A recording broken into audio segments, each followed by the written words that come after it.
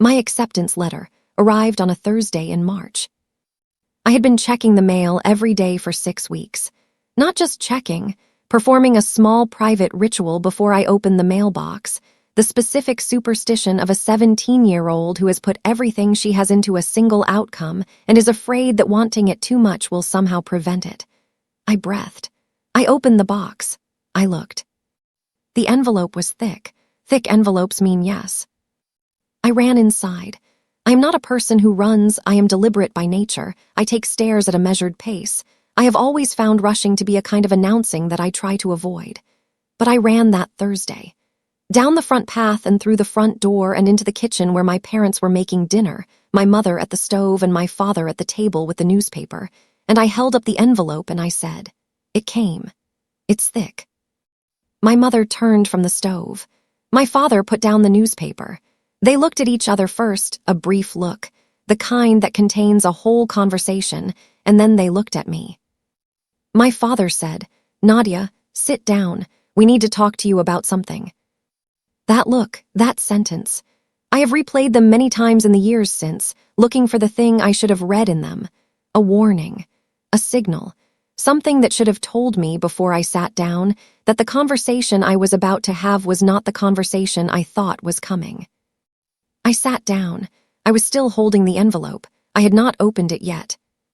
My father put his hands flat on the table. He said, "The college fund. I need to tell you about the college fund." I said, "What about it?" He said, "We used it, last summer, for Marcus's wedding." I looked at him. I looked at my mother who had turned back to the stove. I looked at my father again. I said, "You used my college fund for Marcus's wedding." He said, "We needed it. The venue, the catering, Diane's family had expectations. We couldn't come up short. Marcus is our son." I said, "I'm your daughter." He said, "We assumed you'd figure it out. You're smart, Nadia, smarter than Marcus. You'll find a way." I looked down at the envelope in my hands. I opened it. I was accepted, full academic standing, the school I had worked 3 years to earn. The letter was everything I had wanted it to be. I folded it. I put it on the table. I stood up. I went upstairs to my room and I closed the door and I sat on my bed for a very long time. I was 17 years old. My parents had just told me they had spent my future on my brother's wedding. They had not told me beforehand. They had not asked. They had assumed I would figure it out. And I thought, fine. I will figure it out. And then, slowly, over 6 years, I did. Before I tell you how, I need to tell you who I was before that Thursday. Because the person who walked into that kitchen with a thick envelope was built from something specific. And understanding what built her is the only way to understand what she did next. I am the second child in a family of 2 children. My brother Marcus is 4 years older than me. He was 23 when he got married, which is young, and which I thought at the time was younger than sensible, and which has since been confirmed by subsequent events as younger than sensible. His wife's name is Diane, and she comes from a family that measures love in visible expenditure, which is a quality I noticed at the first family dinner, and which I understand my parents felt compelled to match. But I am getting ahead of myself. I want to tell you who I was at 17, before the kitchen table, because I think it matters for understanding what came after. I was the kind of student who rewrites her personal essay 11 times not because she cannot commit to a version, but because she can see the difference between a version that is good and a version that is true, and she is unwilling to submit anything that is merely good. I had a 4.1 GPA in a school where the coursework was genuinely difficult. I had taken 6 AP classes and passed every exam, 4 of them with the highest possible score. I had worked part-time since I was 15, first at a bookstore, then at a tutoring center where I taught math and writing to middle schoolers who needed both and whose gratitude, though they could not always articulate it, was one of the most satisfying things I had ever experienced. I was not extraordinary. I want to be clear about that because stories like this sometimes drift into a version where the protagonist is so obviously exceptional that the family's treatment of her becomes incomprehensible. I was not incomprehensible to ignore. I was simply a girl who worked hard and was consistent and did not make noise about it, and in a family where noise was the primary currency, the quiet, consistent work was easy to look past. My brother Marcus made noise. He always had. Not badly. He was not a bad person at 17, not the person he would become choices by choices over the years following. But he was loud in the way of people who have been consistently told that what they think and want and feel is the most interesting thing in the room. He was our parents' first child, and he had been received as a kind of announcement, the way first children sometimes are, and the volume of that reception had never fully quieted. My parents are not monsters. I want to say that the same way I have said it about the other complicated people in other stories I have heard, not to excuse them, but to be accurate. They are people who loved both their children and organized that love along lines of least resistance, and the line of least resistance in our family ran through Marcus, not because he was more lovable. Because he was more demanding, and demanding people receive more, which is one of the great unfairnesses of family dynamics that nobody discusses, because discussing it requires acknowledging that love is distributed unevenly, and that the distribution is not always fair. I was 17, and I had been receiving less for 17 years, and I had adapted to it the way people adapt to most things that are consistent, by treating it as weather. The weather in our family was Marcus-centric. I dressed appropriately for it. I brought my own warmth. The college fund was something my parents had mentioned in the vague, reassuring way that parents sometimes mention financial preparations they are making for their children's futures. They had started it when I was born, they said. They were adding to it, they said. When the time came, it would help. I had done my own research. I knew that $47,000 would cover approximately 2 years of the school I was applying to, and that loans and scholarships and part-time work would need to cover the rest, and I had been building a plan accordingly. I was not expecting the fund to do everything. I was expecting it to exist. It did not exist. It had been redirected to a wedding venue on a lake, a band that played 3 sets, a rehearsal dinner for 40 people, and a honeymoon contribution to Italy that Marcus and Diane had chosen for symbolic reasons that I was not privy to and did not ask to understand. The total expenditure of Marcus's wedding, I learned later, was approximately $73,000. My parents had contributed 47 of those. The rest came from Diane's family, who had apparently been willing to split the thing in half once they understood that the Reeves family's contribution would be substantial. My college fund was the contribution. I need to sit with that number for a moment. $47,000. 17 years of building something with a specific purpose and a specific beneficiary, and then spending it on a different purpose with a different beneficiary. Not quietly, not secretly, in the way of people who are ashamed of what they're doing. My parents knew what they were doing, and they did it anyway. And when the moment of telling me arrived, they framed it as a reasonable decision they had made and presented my adaptability as their reason for not consulting me. You'll figure it out. You're smart. I folded the acceptance letter. I went to my room. I started figuring it out. I want to tell you about Marcus's wedding, specifically, because I was there and the details matter. My brother met Diane at 21. She was 22. She worked in events, corporate events, the kind that require specific color palettes and vendor contracts, and the particular vocabulary of people who have opinions about napkin folds. She was organized, precise, and had the quality of a person who has been planning her own wedding since she was 12 and has a clear picture of what it will look like and what it will cost. What it would look like was a venue on the water, a converted boathouse 40 minutes from our town that rented for what I later learned was $12,000 for the weekend.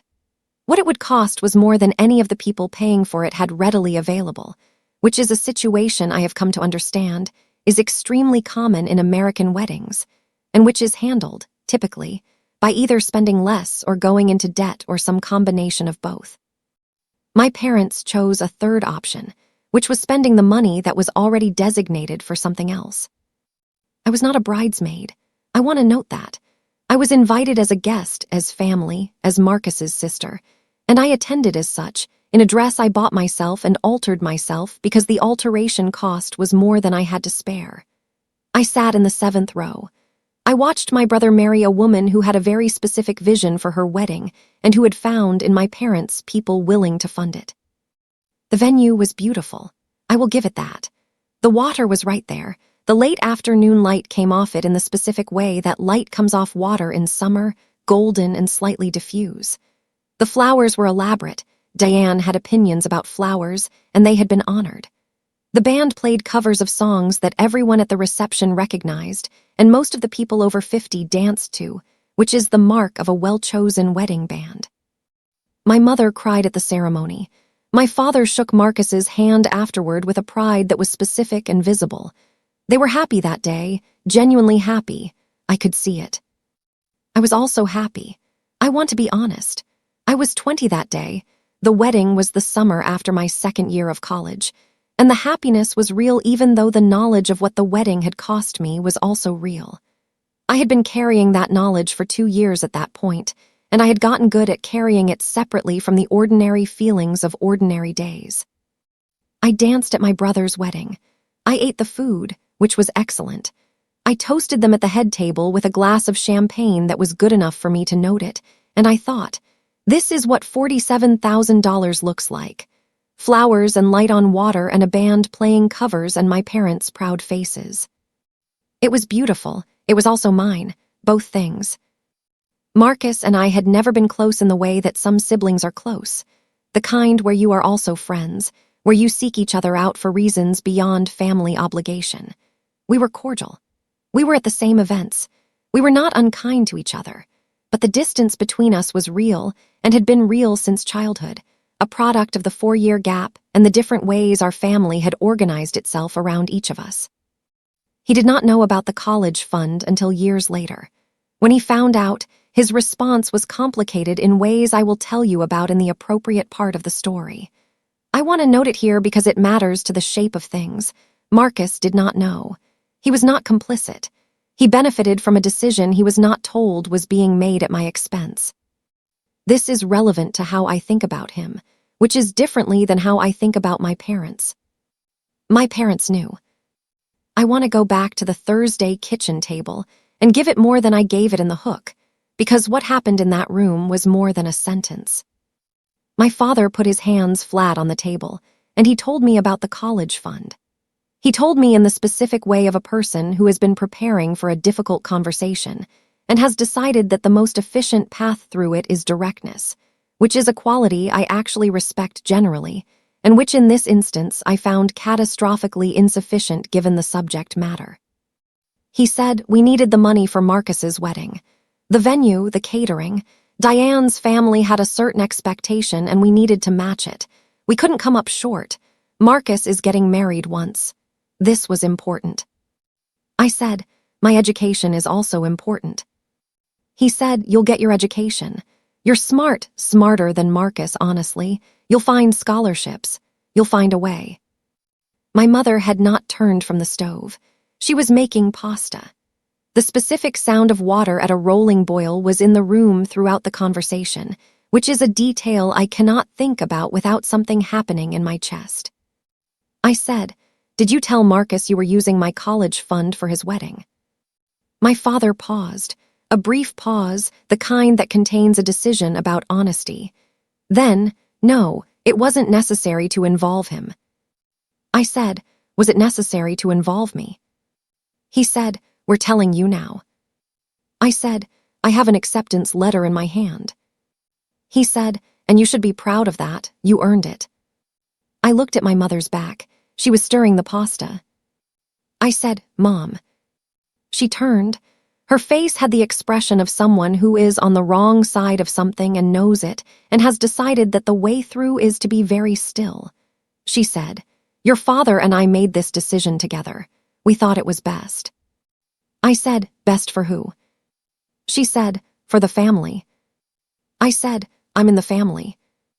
She said, Nadia. I said nothing. My father said, look, the money is gone. That's the reality. You can be upset about it, that's fair, but you need to think practically. What are the options? What are the options? I sat with that for a moment. The options were loans, scholarships, work. I already knew that. I had already been building the plan that assumed the fund existed, which meant I now needed to rebuild the plan that assumed it didn't. The arithmetic was not complicated. It was just different, and the difference was $47,000, and $47,000 is not a small difference. I said, "How long have you known you were going to do this?" My father looked at my mother. He said, "Since last spring, when Marcus and Diane set the date and we saw the estimates." Last spring was 6 months before the wedding. The wedding was the summer after my junior year of high school. They had known for 6 months before the wedding and 6 months during my senior year, and they had said nothing. They had let me apply to schools, write essays, take AP exams, build a plan around a fund that was already spent. 6 months, then another 6 months, a year of silence. I said, "You let me spend this whole year thinking the money was there." My father said, "We didn't want to disrupt your focus. You had exams." I looked at him.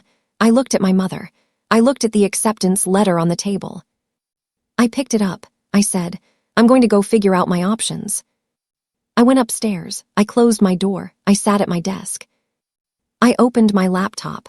I went to the financial aid page of the school that had just accepted me. I started reading.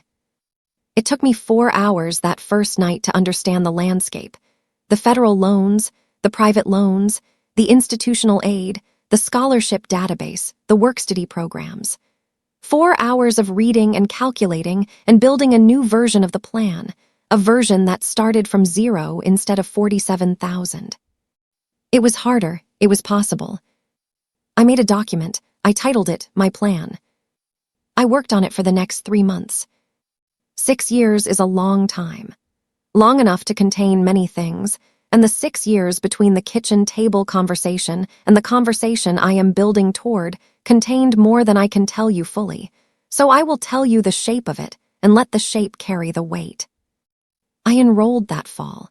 I had received a partial merit scholarship, $4,000 a year based on my academic record, which I had applied for independently, and which my parents had not been involved in, and which they mentioned at Thanksgiving as if it were a development they were pleased about, as if they had been expecting me to land on my feet, and here was the proof.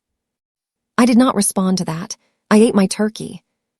The loans were federal where I could get them, and private where I needed to go further.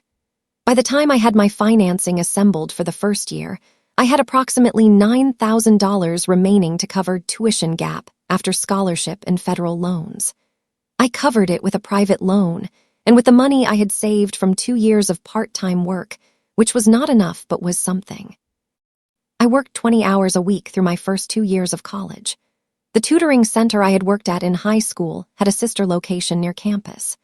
I taught math and writing to middle schoolers 3 evenings a week and Saturday mornings, and I was good at it, and the hourly rate was better than most things available to college students, and I was grateful for it with the specific gratitude of someone who understands exactly what each dollar is covering. I went home for holidays. I sat at the kitchen table. I talked to my parents about ordinary things. My father asked about school with the interest of someone who has paid for something and wants to hear it's going well, which was not the situation, and I answered without correcting the implication, because the energy required to correct it was energy I did not have. My mother cooked. Marcus and Diane came for Christmas. Diane had opinions about Christmas that she expressed in the specific way of someone who has recently joined a family and is in the process of adjusting its defaults. I watched my parents accommodate these opinions with the flexibility that they had not applied to my college fund, and I noted it without comment, because comment would not have served anything. In my second year, I applied for 2 more scholarships. I received one, a departmental award in my field, communications and media studies, $1,500 for the academic year. I used it to reduce my loan balance. In my third year, I took on a second job, weekend shifts at a restaurant near campus, waiting tables, which I was not natural at and became competent at through sheer number of shifts. I saved approximately $400 a month from the restaurant work after covering my immediate expenses. I put it toward the following year's tuition gap. I want to give you the texture of those years, not just the logistics. The texture was tired, often. The texture was studying with one eye on the clock because the shift started at 6 and the bus to the restaurant took 20 minutes and I needed to eat something before I left. The texture was calling my parents on Sunday evenings and answering their questions about school and not answering the ones they weren't asking, which were questions about money and difficulty, and whether I was okay in the full sense of okay, and not just the answerable sense. The texture was also proud, the specific and private pride of a person who is doing a hard thing well without anyone else's resources. I did not broadcast this pride. I did not need it witnessed to feel it. I felt it on the bus to the restaurant and in the library at midnight, and on the mornings when the loan balance went down by another increment and I made a note of the new number and thought, smaller, getting smaller. I graduated in 4 years, on time with honors. My GPA was 3.8, slightly below my high school GPA, which I attribute to working 20-plus hours a week, which I consider an acceptable trade. My parents came to graduation. They sat in the stands. My mother cried. My father took photographs. After the ceremony, my father hugged me and said, "We're proud of you. You figured it out just like I knew you would." I smiled. I held the hug the appropriate length of time. I let him take a photograph. I did not say what I was thinking. I had 6 more years of loan payments ahead of me. I had a plan. I was not done figuring anything out yet. Before I tell you about the 6 more years, I need to pause. Because the part of this story I'm about to tell you is the part that took the longest. Not the hardest, the kitchen table was the hardest, but the longest. And I want to ask you something about length. Have you ever worked toward something for so long that the working became part of who you were, and you weren't sure, when it was done, who you were without it? Tell me in the comments. Drop your city and the time where you are. I read every single one. And if you haven't subscribed to Signed and Silent yet, please do. New story every week. The bell is right there. Now let me tell you about the 6 years of building. I graduated and I started working. My field is communications, specifically, content strategy for organizations that are trying to say something clearly to people who need to hear it. It is the intersection of writing and structure and audience understanding, which are 3 things I have always been good at and which I found, entering the job market, were genuinely in demand. My first job paid $52,000 a year, which is not a lot for the city I was in, which is a lot for a 22-year-old with a pile of loans and a small apartment and no one contributing to the pile except herself. I took it because it was good work at a good organization and because my research told me it was a place where people were promoted when they earned it, and I intended to earn it. I made a budget on the first day I had my offer letter. Not metaphorically, I made a spreadsheet. I have always been good at spreadsheets. I mapped every dollar of take-home pay against every dollar of expense, and I found the number I could direct toward loans each month without creating instability elsewhere, and I set up an automatic transfer for that amount on the first of every month. The number was $620 a month. My total loan balance at graduation was $41,300. This is less than the original fund amount because of the scholarship, the saved work money, and the extra payments I had made during school. I had started paying before I was required to. The discipline of paying early is the discipline of a person who understands compound interest and does not want to lose to it. $620 a month, $41,000. The math said, 6 years and a few months with the interest rate I was carrying. I worked. In the first year, I received a raise, small, 4%, the standard increment for someone who has completed their first year and demonstrated competence. I redirected the additional take-home, all of it, to the loan. In the second year, I took on a freelance client, a small nonprofit that needed someone to clean up their communications strategy, which was a polite description of a situation where nobody had been thinking clearly about what they were trying to say or who they were saying it to. I charged them a rate I had researched, and which was fair, and which represented real value. I worked on their project evenings and some weekends for 4 months. I sent the invoices when the work was done, and I received the payment, and I sent it to the loan. The loan balance went from 30-something to 20-something in those 4 months. Something shifted in me when the balance crossed that line. Not celebration, not yet, but the specific feeling of a horizon that is closer than it was. The feeling of finishing being possible in a way it had not quite been possible before. I got promoted in my 3rd year of work. My title changed and my salary changed to $68,000, and the additional take-home went to the loan in full. I took a 2nd freelance client, then a 3rd. The freelance work was not always available and not always easy to manage alongside the full-time job, but it was mine and it was building something, and I have always done better with things I am building than things I am waiting for. My parents called regularly, monthly, sometimes more. My father asked about work with the pride of someone whose child is doing well, which I found easier to accept as the years went on. Not because I had forgiven the thing, but because I had found a way to put it in a specific place in my relationship with them. Present, accounted for, not the whole of what we were but not pretended away either. My mother sent cards, birthday cards, Christmas cards, the occasional card for no reason. She had always done this. It was a quality of hers I had always genuinely appreciated, the specific warmth of a handwritten card in an era when most people send a text. I received them and I put them in a drawer and I did not throw them away. Marcus and Diane had a child in my 4th year of work, a girl named Sophie. I was an aunt. I bought Sophie a gift, a soft animal and a book, and I went to visit and I held her, and she was the specific creature that Bobbies are, entirely present and entirely unconcerned with the complicated landscape she had arrived in the middle of. I liked Sophie immediately. I like her still. She is not responsible for any of it.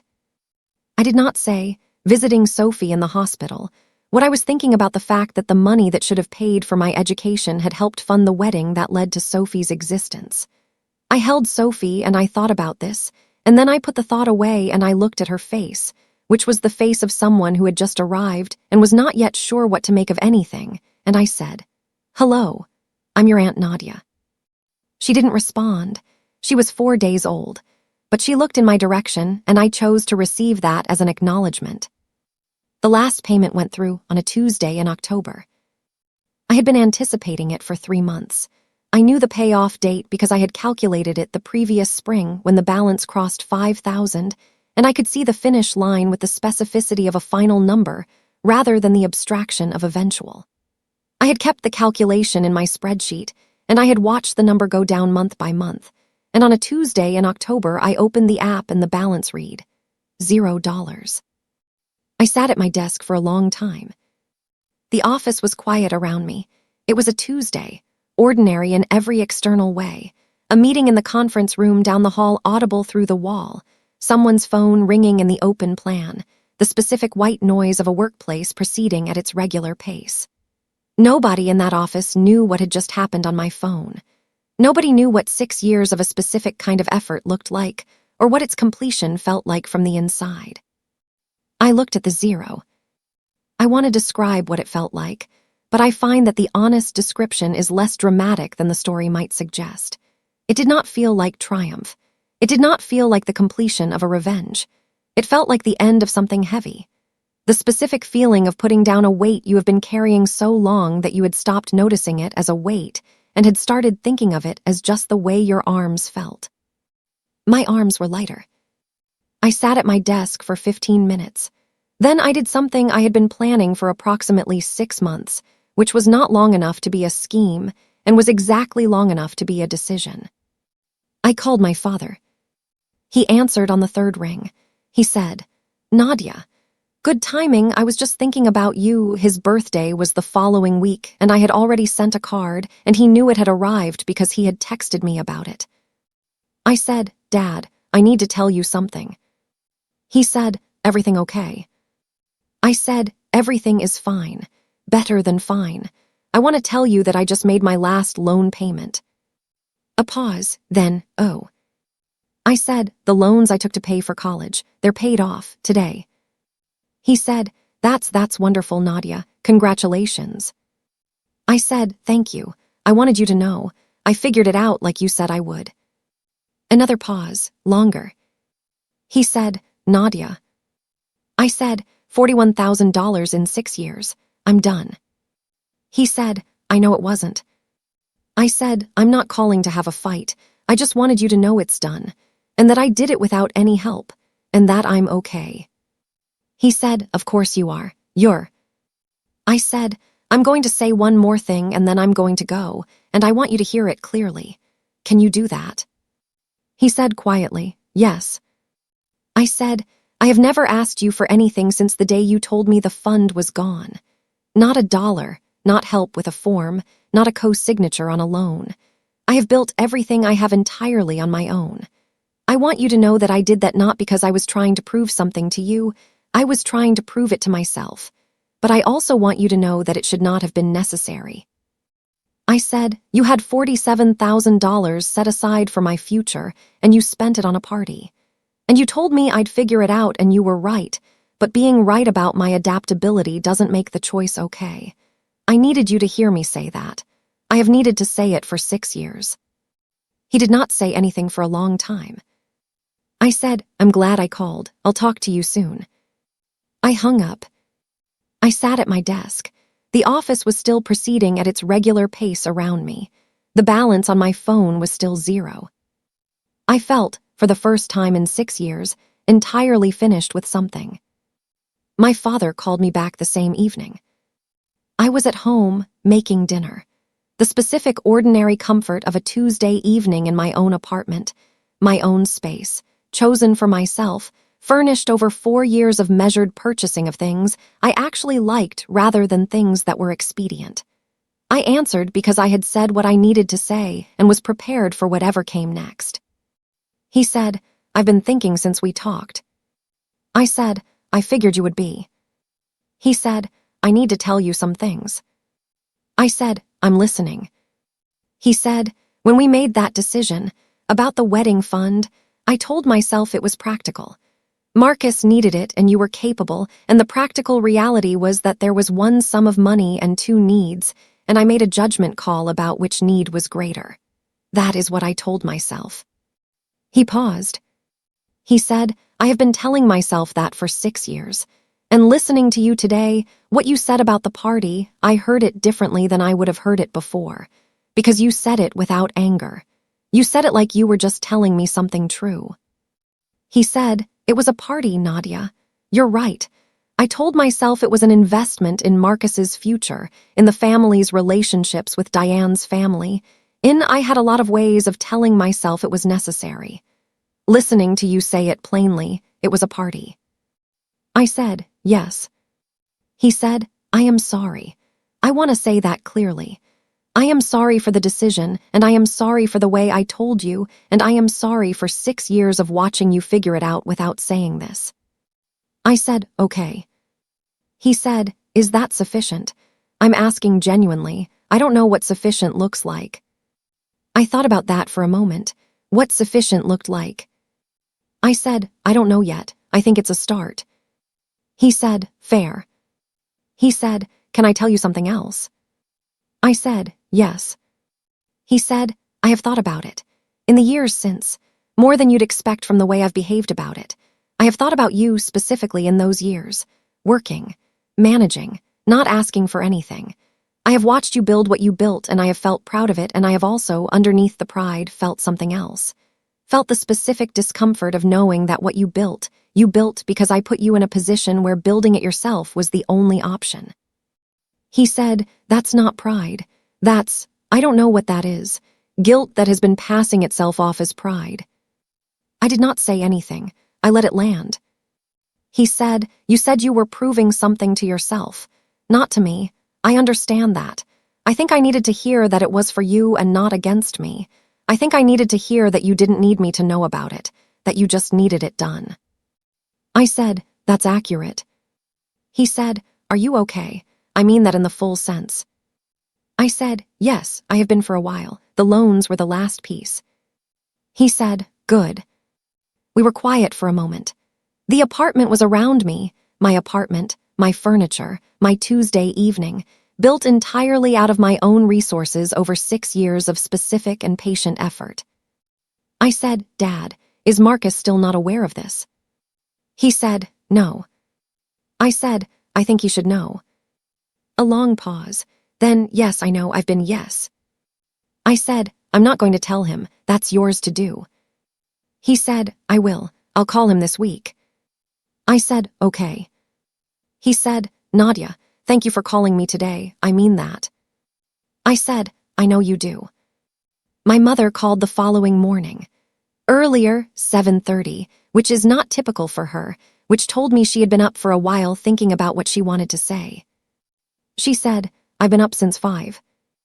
I said, I know the feeling. She said, I wanted to apologize separately from your father, not because we're not aligned, we've talked, but because I was in that kitchen. I was at the stove, and I didn't turn around. She stopped. She said, I didn't turn around, Nadia. You called my name and I turned around for a moment and then I turned back.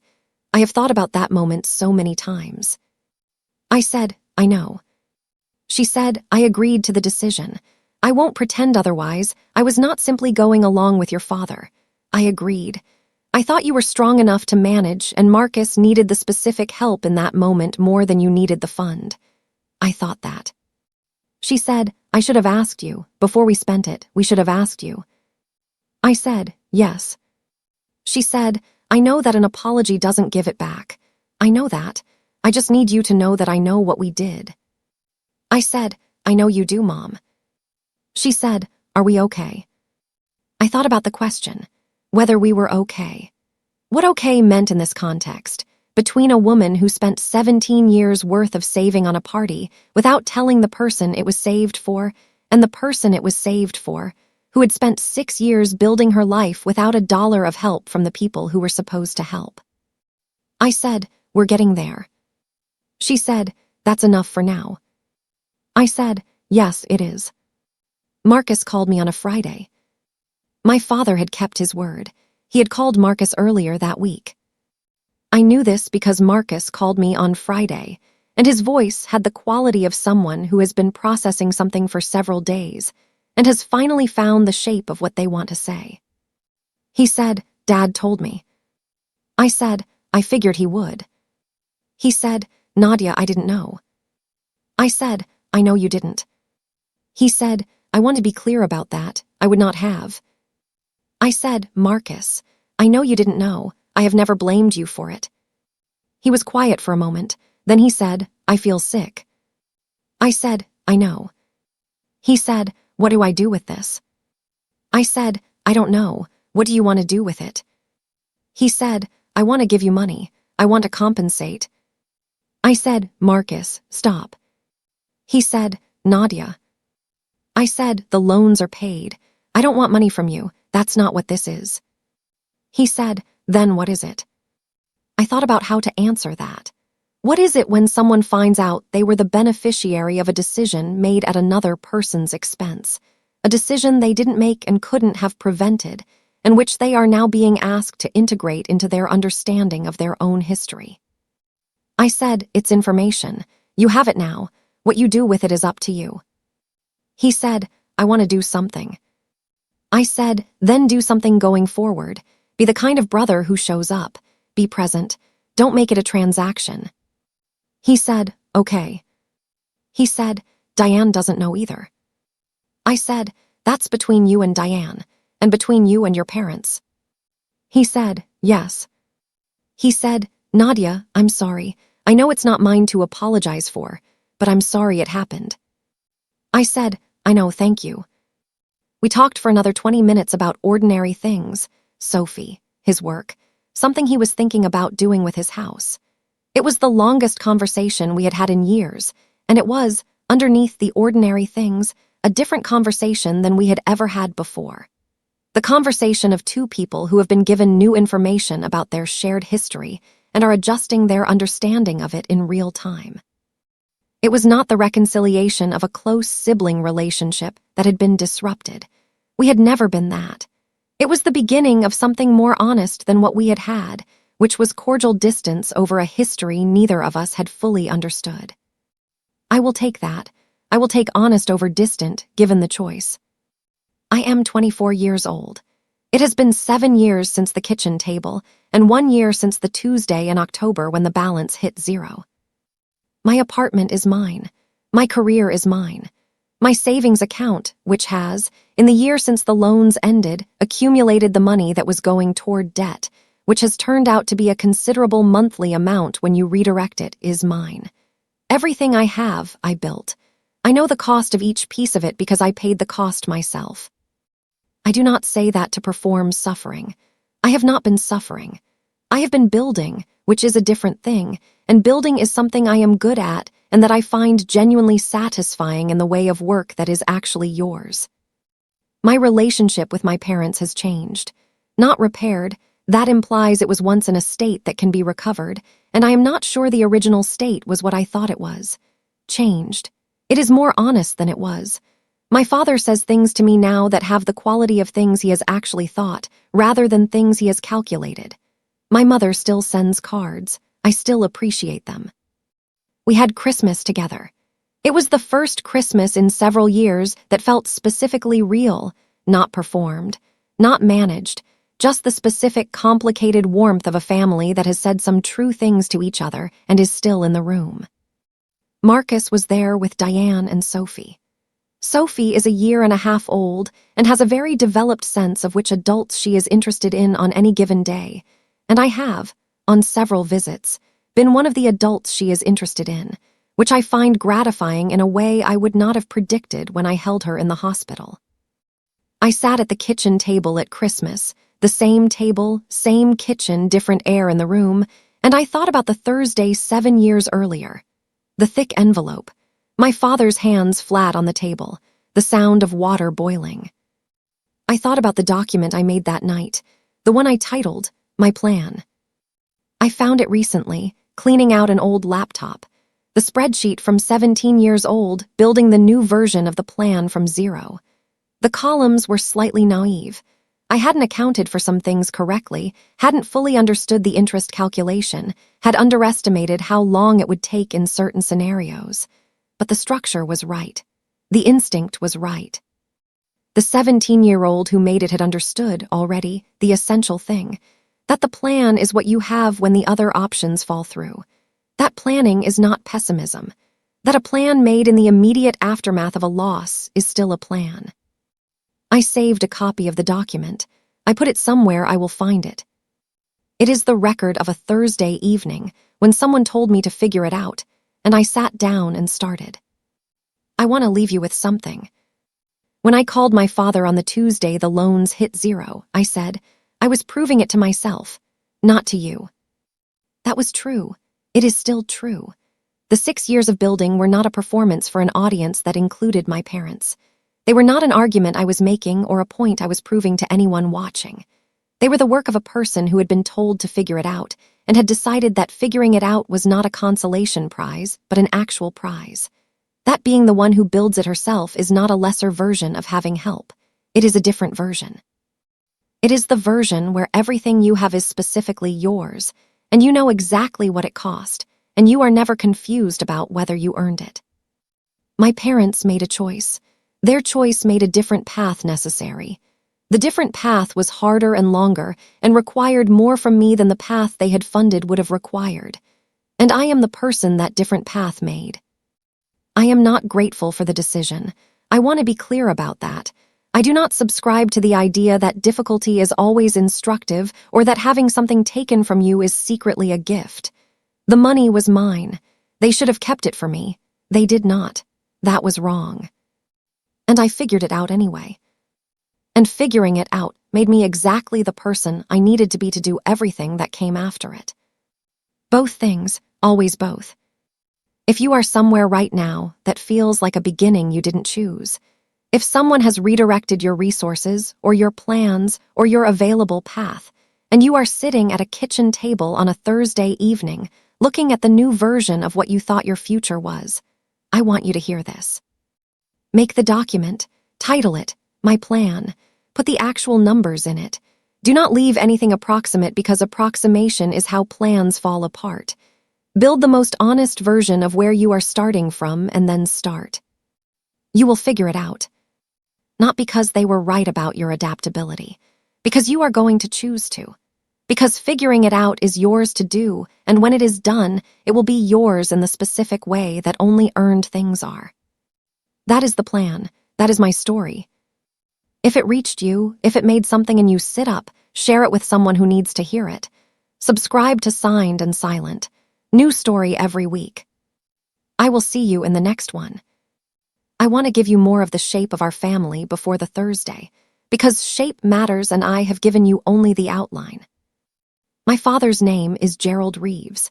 He is a project manager at a civil engineering firm, the kind of job that requires the specific skill of keeping multiple things organized simultaneously, which he is genuinely good at, and which has always made his choices about our family more interesting to me in retrospect. He is good at managing complexity at work.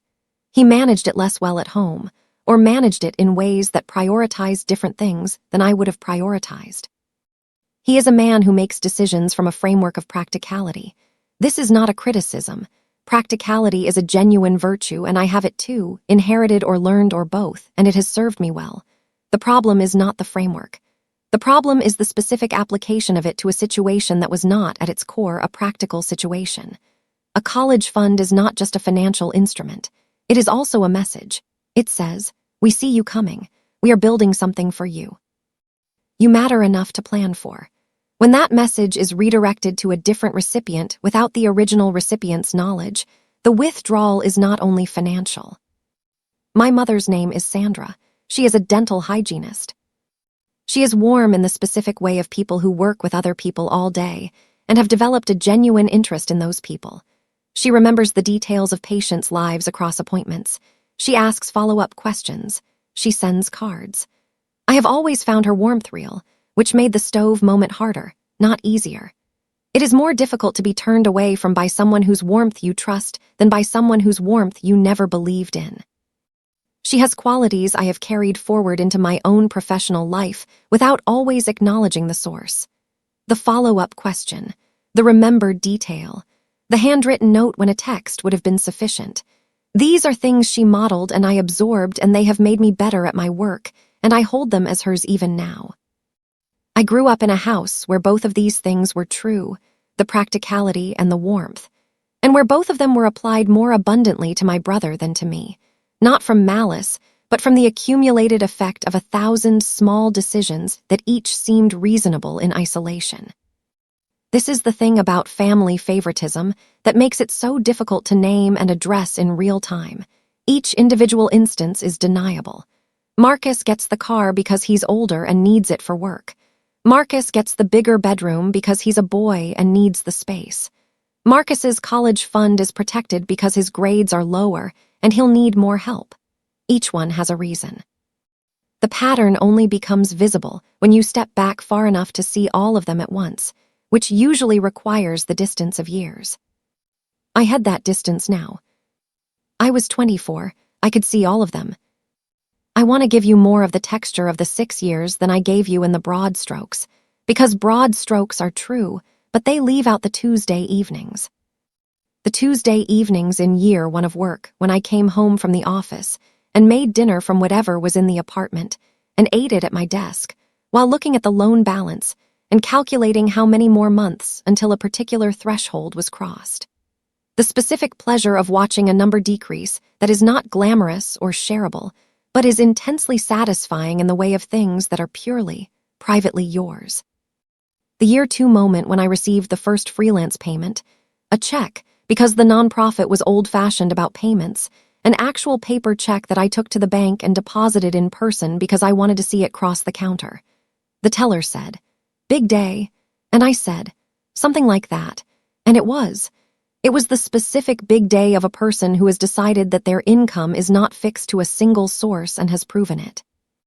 The year 3 promotion conversation, when my manager told me my salary was increasing and asked what my goals were for the next 12 months, and I gave an answer that surprised her, not because it was ambitious in the conventional sense, but because it was specific. I knew exactly what I wanted to accomplish and why and in what order. This quality, the specific quality of knowing what you want in the right order, is not something I was born with. It is something I developed in a spreadsheet at 17, on a Thursday evening, building a plan from scratch. I owe that to the Thursday. I do not owe it to my parents, but I owe it to the Thursday. Year 4. Sophie arrived. I held her in the hospital and I went home to my apartment and I sat with the feeling of being an aunt, the specific lightness of loving someone who is not your responsibility, who you can love freely without the full weight of care. And I thought about what I wanted Sophie to know when she was old enough to know things. I wanted her to know that building something yourself is not a lesser version of having it handed to you, that the work is part of the thing, that the plan you make at the kitchen table on a Thursday evening is one of the most important documents you will ever create. I am not going to tell Sophie about the college fund. That is not mine to tell her. But I am going to be the aunt who shows up, who asks the specific question and listens to the actual answer, who remembers what she told me 3 weeks ago and asks about it later. The follow-up question, the remembered detail, my mother's qualities in a different context. Year 5. The freelance work had become consistent enough that I formalized it, set up a business entity, opened a separate account, started tracking it as a real second income rather than an occasional supplement. The discipline required to manage 2 income streams simultaneously is not small, but I had been managing complexity since I was 17, and I was good at it. Year 6, the final year of loan payments. The balance crossing below 5,000, which felt like crossing a threshold I had been approaching for so long that arriving at it required a moment of stillness. I sat with 5,000 the way I had sat with every significant number, carefully, with full attention, making sure I understood what it meant before I moved on. It meant almost. It meant soon. It meant 1 more year of this specific kind of carrying, and then something else. I did not know yet what the something else would feel like. I found out on a Tuesday in October. I mentioned the spreadsheet, the document I made at 17 on the Thursday evening after the kitchen table conversation, titled, My Plan. I want to tell you what was in it more specifically, because I think the specificity matters. The first column was current reality. I listed every fact about my situation as it actually was, the school I had been accepted to, the tuition costs, the scholarship I had applied for and not yet heard back on, the current balance of the savings I had from 2 years of part-time work, the federal loan limits I had researched, the private loan landscape. Every number I could find. No rounding, no optimism, no assumptions. The second column was options. For each cost, I listed every possible way of covering it. Scholarship possibilities, work study possibilities, loan types and interest rates. Family contribution, I left this at 0, which was not pessimism but realism, because the fund was gone and asking for more was not something I was going to do. The third column was my plan, the specific combination of options I was going to pursue in order with a timeline. The 17-year-old who made that document was angry. I want to say that clearly. She was sitting at her desk on a Thursday evening, having just been told that 17 years of saving had been redirected without her knowledge, and she was angry in the specific contained way of a person who processes anger by converting it into action. The document was the action. I have kept that document. I updated it periodically, not as a record of how far I'd come, but as a live tool, a thing that remained useful as long as there were still numbers to track. The last update was in October, after the 0. I opened the spreadsheet. I looked at all the columns. I looked at the final numbers. Then I added a new column. I titled it, Done. I typed 1 word in the column, Yes. I saved the document. I closed the laptop. I made dinner. I ate it at my kitchen table, in my apartment, in the life I had built from a spreadsheet on a Thursday evening at 17. The food was good. The table was quiet. Outside my window, an ordinary Tuesday evening proceeded without event. I was exactly where I was supposed to be. I want to tell you what it actually felt like to attend my brother's wedding knowing what I knew by then. The wedding was the summer after my 2nd year of college. I had known for 2 years. I had my plan. I had my loans. I had my first summer internship paying $12 an hour, and I had, somewhere underneath all of the practical architecture of managing, The knowledge that the flowers on every table and the band setting up in the corner and the tent over the reception area represented the specific redirection of money that was supposed to be mine. I drove to the venue with my parents. 2 hours in a car, my father navigating, my mother talking about the ceremony details she was excited about. I sat in the back seat and I listened and I contributed to the conversation at appropriate intervals, and I did not say the thing that was in the room with us. The venue was genuinely beautiful. This is not something I say to be generous. It is just true. The boathouse had been converted with care. The water was right there through the open sides of the tent. The late afternoon light was doing what late afternoon light does on water in summer. Diane had made good choices. Diane's family had funded those choices alongside my parents, and the result was a beautiful wedding. I sat in the 7th row. I ate the food, which was excellent.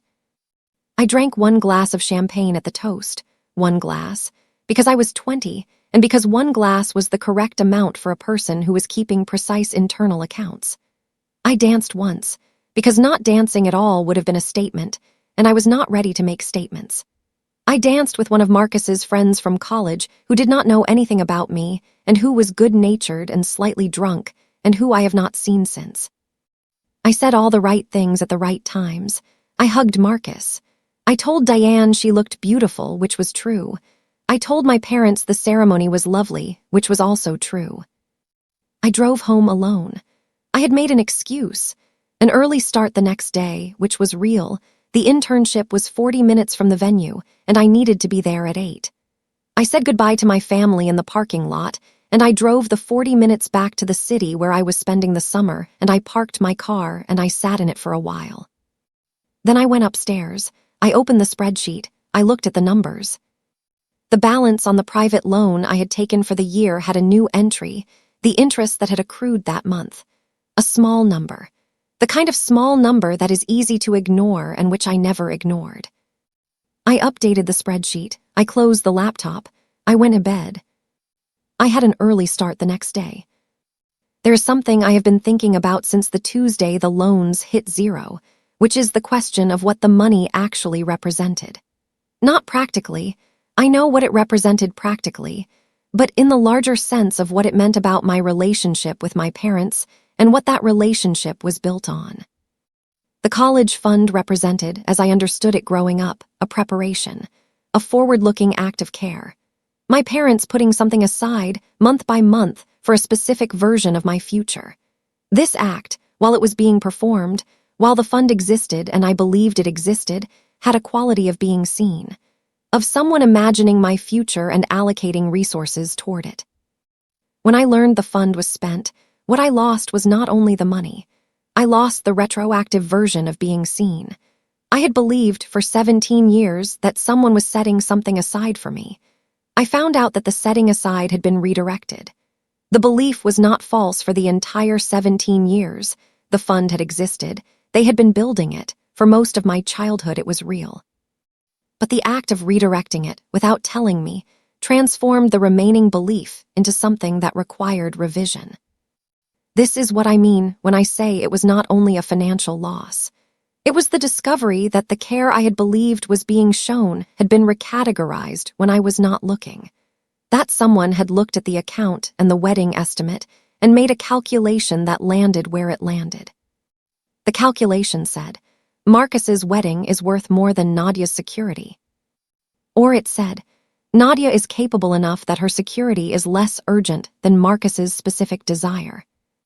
Or it said, we did not think about it this way at all. We just needed the money, and this is where it was. I have spent years deciding which of these is most accurate. I think the honest answer is all three, in varying proportions, and that the varying proportions depend on the day and who I am asking and what they are able to admit. What I know is that the 6 years I spent building my own security gave me something the original fund could not have given me, which is the specific knowledge that the security is mine. Not given, not funded, not dependent on someone else's decision about what I deserve. Mine, made from my own hours and my own choices and the spreadsheet I made at 17 and updated for 6 years. I would have traded it for the money.